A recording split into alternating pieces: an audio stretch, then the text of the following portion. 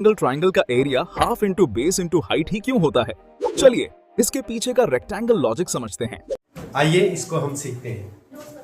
इसके लिए एक रेक्टेंगल बनाते हैं। हमने इनके नाम रखे हैं ए बी सी डी। तो आप जानते हैं रेक्टेंगल का एरिया होता है, वो होता है लेंथ इंटू ब्रेथ, यानी लंबाई गुणा चौड़ाई। कि ये हमारी लेंथ है, ये हमारी ब्रेथ है, ये भी लेंथ और ये भी ब्रेथ चौड़ाई। तो इसका एरिया हो गया, आयत का क्षेत्रफल हो गया लंबाई गुना चौड़ाई।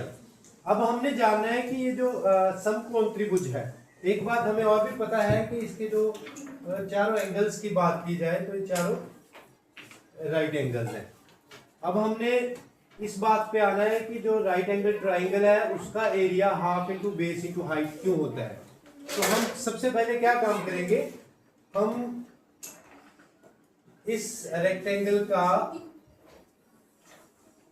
आधा कर देंगे। आप देख रहे हैं हमने रेक्टेंगल का क्या कर दिया, आधा कर दिया। और अगर हम अब इस आधे रेक्टेंगल में से आधे पीस को अलग कर देते हैं, जैसे कि इरेजर देता हूं, आप देख रहे हैं, देख पा रहे हैं यहाँ पे जो आधी पिक्चर रह गई है, पूरी जो हमारी थी रेक्टेंगल थी, अगर मैं उसको डॉट डॉट डॉट में शो करूं तो पूरी ये थी। और अब हमने इतना पीसेस का काट दिया तो ये हमारे पास बच रही है।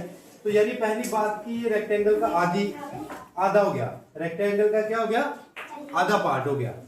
और आधा पार्ट हो गया और हमारे पास बचा ये पार्ट और ये पार्ट, यानी आधा पार्ट। इसके साथ हमने अब क्या मल्टीप्लाई करना है, ये आधा रह गया अब।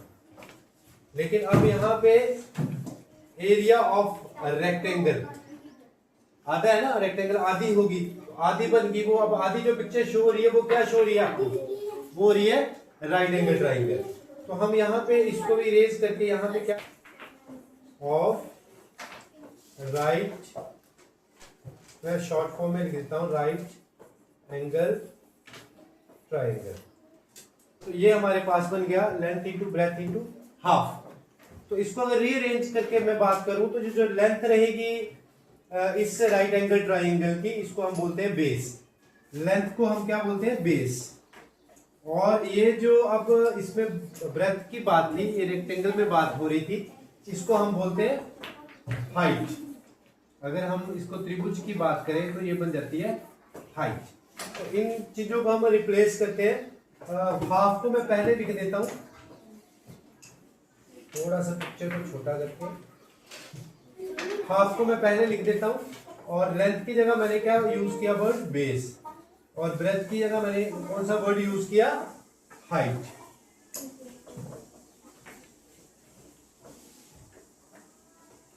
तो आप देख पा रहे होंगे कि वही बात हम कर रहे थे कि why the area of right angle triangle is half into base into height. वही रिजल्ट हमें वापस मिल गया कि अगर रेक्टेंगल का हम आधा करते हैं तो आधे के लिए हमने हाफ का साइन लगा दिया, और जो टोटल एरिया था लेंथ इंटू ब्रेथ उसका हमने आधा कर दिया, और लेंथ को रिप्लेस कर दिया बेस से, और ब्रेथ को रिप्लेस कर दिया हाइट से।